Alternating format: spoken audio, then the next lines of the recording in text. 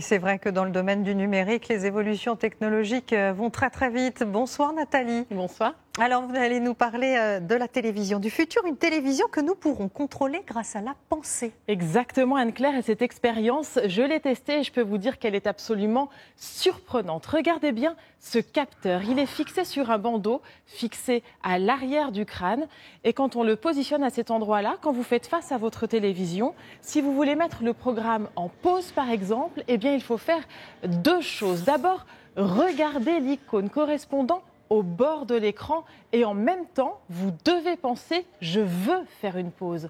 Grâce à ces deux actions, votre cerveau émet une sorte de signal qui se mesure et que le capteur va comprendre. Il envoie alors l'ordre à la télévision de s'arrêter. Vous venez de la contrôler par la force de votre pensée.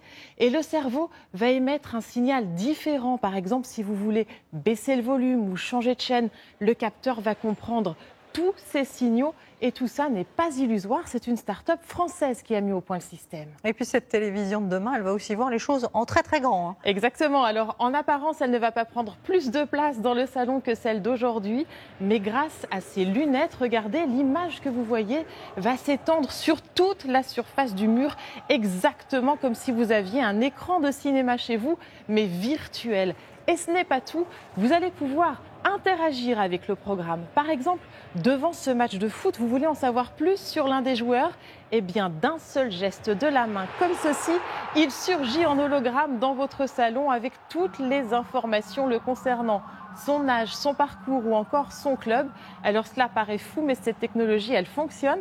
Elle a été expérimentée lors d'un match aux États-Unis. Et ça marchera aussi pour le journal télévisé? Eh bien oui, pourquoi pas. Regardez ce reportage sur Notre-Dame. Si vous faites à nouveau ce geste, la cathédrale apparaît tout entière dans votre salon. Vous pourrez même la faire tourner ou encore zoomer sur des parties en théorie inaccessibles comme cette rosace par exemple. Finalement, avec la télévision du futur, c'est un peu comme si les images sortaient de l'écran pour s'inviter dans nos salons. Merci beaucoup Nathalie pour cette démonstration.